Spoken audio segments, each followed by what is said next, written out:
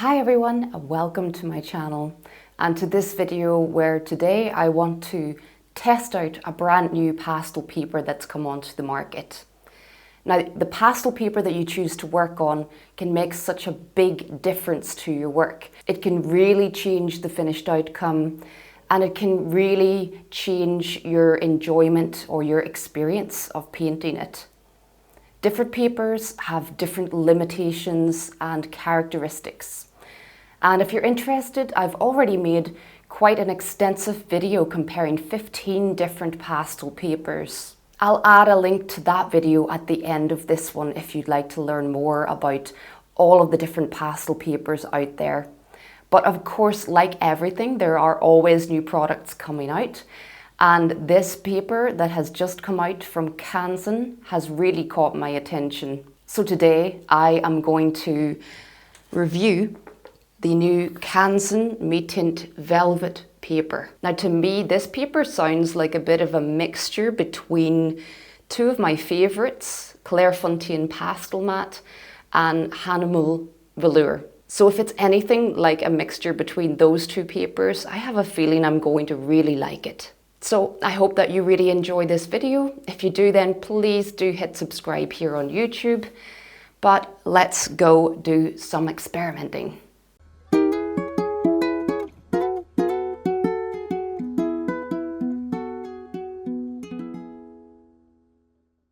This video is really all about testing new things today.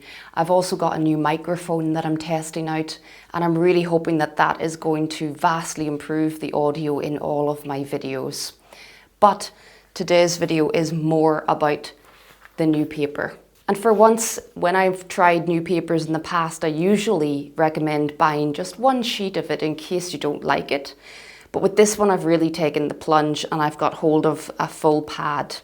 So this is a 16 by 12 inch pad, and I've bought the brown tones. It comes with three colours in it. This kind of taupe grey brown, quite a neutral colour, a darker warm brown, and a lighter sandy colour. So instead of just making some marks and trying the paper out, I am actually going to jump right in and paint a pet portrait on it. And then I think I'm going to also paint a little looser landscape on it, because I kind of like working in both ways these days. I love still to create very detailed animal portraits, but I'm also experimenting with looser styles and capturing the light and the feeling of a landscape as well. So I want to really put this paper to the test and try out both of those styles on it. So the first thing that I want to do before I stick my pastel paper onto my drawing board, normally I just use regular clear parcel tape to do that. And with the papers I use, this never does any harm to the paper. It doesn't rip the paper in any way. But I just want to double check that it doesn't rip this paper, because the last thing I want to do is spend hours on this, only to realize that I'm going to damage it in the end when I remove the tape. So I've got a couple of little offcuts here, and I am just going to very quickly stick some tape on it and double check that it doesn't do any harm. I'm going to just really squeeze that tape onto the paper. Normally this tape leaves me with a nice clean edge around my painting in the end, but with some of the thinner uncoated papers for pastel, I know that I could not use a parcel tape because it would rip the paper at the end, but most of the thicker coated papers can handle any kind of tape. So let's just see. And that comes off really easily. That's definitely not going to damage this surface. So here is my line sketch transferred onto the Canson paper. I've got a very limited little palette set out because there aren't a huge amount of colours in this dog. It's black and white predominantly. Of course, there's always extra colour in black and white. But I'm hoping this should be a really good experiment to try out a bit of background blending and a bit of detail on the dog. So I'll share the key points with you here, but if you're interested, I will put the full tutorial over on my Patreon so that you can paint this one along with me if you like in real time. I'll try and show you some key stages within this portrait that give you lots of information about the paper. So here you can really see the texture of these first layers of pigment as I apply them. So first bit of blending, I've only put two very thin layers of colour on there. And that's what I want to test. And to me that's pretty good. It barely moves with just two layers of pastel on there, which to me that says it's going to take lots of layers of pastel. That's really good. Because if this layer all blends really smooth already, that's usually bad news for me because it means the paper's going to run out of tooth very quickly. So that's a good sign. That's quite similar to pastel matte and velour where it's going to take a few layers. Okay, so about 4 layers of pastel there, and there are some areas that start to blend more smoothly, so that's good. That's really similar to the papers that I like to use. So yeah, that's really good. It takes lots of layers of pastel, but in the end, if I do want it to blend nice and smoothly, it does. So it's promising. It's very promising. I really like this paper already. So working from dark to light is how I usually start a portrait. And I was interested to see how my solid black would go onto this paper, whether it would really show nice and dark. And then of course, as I started to work up the layers, I was really interested to see how my progressively lighter colours would go over the top of those solid darks. That's good. That is what I want to see. Goes on so cleanly. I can really see the colour. And that's just like on pastel matte, really, that happens as well. But that is a must for me. If a paper doesn't do that, then I just really can't use it. And some papers don't. After a few layers of pastel, you can find it pretty hard to get your next layer, especially if it's lighter in colour than the previous layer. You can find it pretty hard to get it to show up. So let's have a look at some detail in the eyes. Can I create small and precise bits of reflection in the eyes? And that seemed to happen with not much trouble at all. Also possible to blend some of the marks to soften them without losing the definition or the shape of the marks, just like here to soften the reflection. And then also totally possible to come in with darker pastel pencils and help to shape the reflections. I really didn't have much trouble creating the details with my soft pastel sticks. So this little white strip down the front of the dog, it's the reason I made this area of the background just a little bit darker, because I want this to stand out. So let's add some more highlights. Also just interested to see now how these brighter highlights will adhere to the paper, because I've got quite a few layers of pastel in these areas. Will I still be getting nice bright white marks? And that's really not bad. Now, like any paper, it's going to have its limitations. There's going to be a limit to how many layers you can add to the paper and still create bright white over the top. So I just want to test out a little bit of white pastel pencil. It's not what I would normally do here. I would continue with the soft pastel stick, to be honest.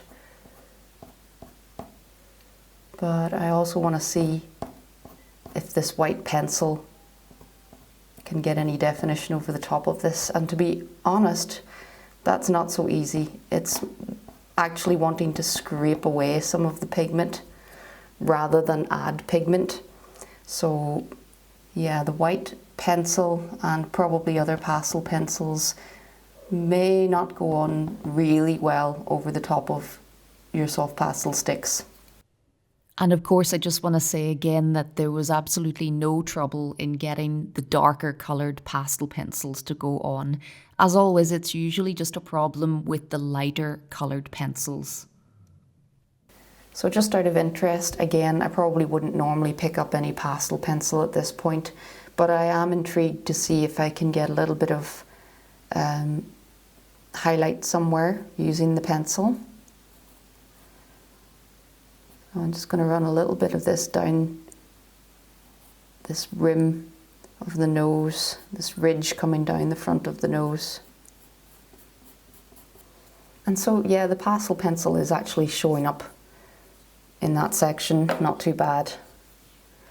I'm going to try as well just to flick a few bits of hair and whiskers out in the background here.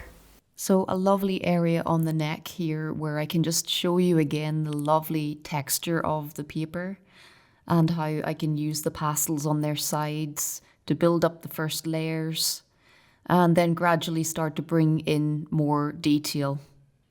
But the fact that the paper accepts so many layers of pastel without me losing control of it is the whole key to being able to work like this. Let's just have a quick play with the blender here if I want to uncover a bit of that darker pigment again. I'll often pick up a blender like this because I can almost paint back through to the dark layer again, and just it's almost better than adding more dark pigment because I can just very subtly uncover some of my dark marks. And that's something that I will often do, especially on pastel mat. So as I said at the start, absolutely no problem removing the tape as I normally would and leaving me with a nice clean edge around my painting. So the second experiment that I am going to conduct is just a very quick, tiny little landscape.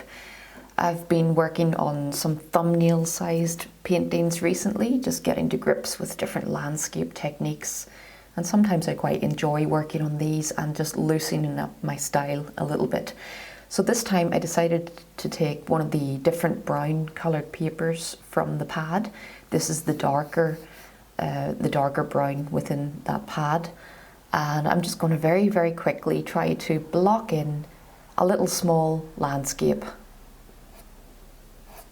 So with a very rough line sketch on my paper, I start the first part of the process, which is blocking in. I tend to work a bit differently on landscapes. I try to work the picture overall, and I get a lot of the colours on my base layer blocked in, and then I kind of give it all a good blend before coming back in with more colour and starting to add highlights.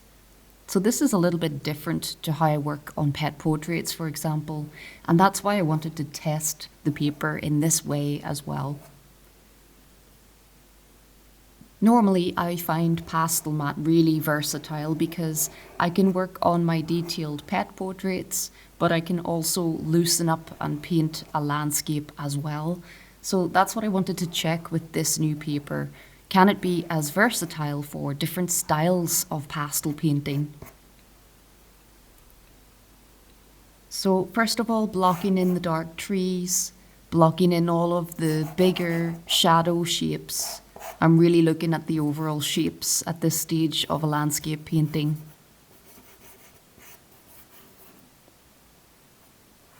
But I really enjoyed the texture of this paper. Sometimes with pastel mat, I find it perhaps just a little bit too smooth to get interesting textured marks in your landscape painting. This paper though, I can really see the potential for making a wider variety of marks within your landscapes. So a lot of the time I'm using the pastels on their sides, especially in the first layer. Then I tend to pick up a sponge or a bigger blender of some sort and just give everything a good smudging or a good rub into the paper. This is the only bit of blending that I tend to do in most of my landscapes. And like a lot of other pastel artists, I've heard this called the big blend. So this is the big blend for me. Just after getting a few layers of colour, mostly my darker values, on the paper. And then just giving that all a good smudge to create quite a ghostly, out of focus underpainting. And then after that, I can start to come in with stronger bits of colour. I can start to shape things a little more. And of course, start to bring some of the sunlight into the painting. So at this stage, it's all darks and mid-tones, but what I was really interested to test on this paper was how well it would start to accept my lighter and more vibrant colours, because sometimes with pastel papers, it can be difficult to add those extra vibrant, lighter colours over areas of real darkness. So this was why I chose this little reference image, because we get areas of dark shadow where we also get very bright spots of light shining out. And to me, that's a good test for a pastel paper. Will it allow these extra vibrant colours to go on over the top of my dark values? And as you can see here, the answer is absolutely yes. So it's at this point in a landscape where I start to bring in all of the sunlight, all of those lighter values. And if they don't go cleanly over the top of your darker colours, then sometimes you're in trouble. And if you filled the tooth of the paper very early, again, you can be in trouble. But this paper just seemed to accept more and more layers, and it really didn't have a problem when I was using my soft pastel sticks to add light on top of dark. And I went for a particularly vibrant, almost neon light green here, just to demonstrate how well these lighter colours still went onto the surface. So all in all, very pleased with this as well as the detailed pet portrait. I feel definitely confident on this paper to tackle many different types of subject matter. So it's a few days later now. I've had a good play on the paper, and I've got to say that I'm delighted with both of the results. If you guys want to work along with me, I will stick both of these demos up on my Patreon channel, where you can work along with me in real time and hear lots more of my thoughts about the paper as we go. But now let's give you a bit more information about the paper and how it compares. Canson are releasing this paper in 3 different forms. So we have the pads, the big loose sheets, and it'll also come in roll form of supersize proportions, which is great news because sometimes I like to work big, and I might just do that very soon on this paper. The paper also comes in a great variety of colours. I tend to favour the warmer coloured papers, but just like with velour and pastel matte, there is a big range of colours to choose from. It's important to note that it's acid-free, therefore it should stand the test of time and not affect your coloured pigments over time. It's also 430 GSM, so it's quite a thick paper. And one of my main grumbles about the velour paper in particular is how thin and floppy it is, not ideal for putting many layers of pastel on there. And with the velour paper, in the past, I have always chosen to mount this paper onto a board. But with this paper, it's actually a bit thicker than both of my favourites, velour and pastel matte. That, of course, is not including the pastel matte board. What's really awesome for me is that it does not appear to want to curl up at the edges. One of my biggest annoyances with UArt paper is that it just wants to unstick itself from my drawing board and roll up into a tube shape. But this paper gladly appears to want to stay flat. It's also perhaps working out a little cheaper than Pastel Mat. And I know that for many of you this will be a big factor. As nice as Pastel Mat is, it is quite pricey. And I know that many of you have experienced some quality issues with Pastel Mat in recent years. And when you're paying a big price for something, the least you expect is the consistency of the surface. I'll put some prices on screen here just to compare, but please bear in mind that these are prices I found online today, and that's likely to change over time and depending where you live. And also, if you buy in bulk, you might find much better deals. So do research prices in your area. But as far as I can see, it's working out around the same price, maybe just a little cheaper for the individual sheets. The feel of the surface, though, is pretty similar to Pastel Mat. It's soft on the fingertips in the same way velour and Pastel Mat are. I would say that it's just a little less fabric-like or fuzzy like velour is. In terms of the surface, it's most similar to Pastel Mat, I think. And I love the sanded paper, Fisher 400, but my fingertips don't agree sometimes. Whereas I can blend till my heart is content on this new Canson velvet. The only downsides that I can see so far are what I mentioned earlier about adding very fine, light coloured details using pastel pencil over the top of your other layers of soft pastel pigment. I would say that that is very similar to how velour behaves. i.e., it's totally doable, but it does take a little bit of extra effort to get the very finest, lightest details. Also, in the pads of paper, there are no sheets of glassine or crystal paper in between. Now, this is not something that I tend to use, but some of you guys have asked me about this, so I'm guessing that some of you actually use those sheets. So a little bit of a downside, but not enough to put me off. So all in all, I feel like Canson have been quite clever here. It's like they took some of the qualities of our favourite papers, sorted out a couple of our grumbles, and came up with this. I was not expecting to like this paper as much as I do, and I'll definitely be using it again. I'm not saying that it's some kind of magical paper that's going to transform your pastel abilities, but I'm definitely saying that I like this as much as any of the papers I'm currently using. So tell me what you think. I'd love to hear in the comments below. Have you tried it yet? And if you'd like to work along with me on either of the demos I showed you today, don't forget you can access either of those over on my Patreon channel. But if you enjoyed this here, then please do hit subscribe on YouTube. I'm planning a lot more review videos this year, but it will be hard to top this one.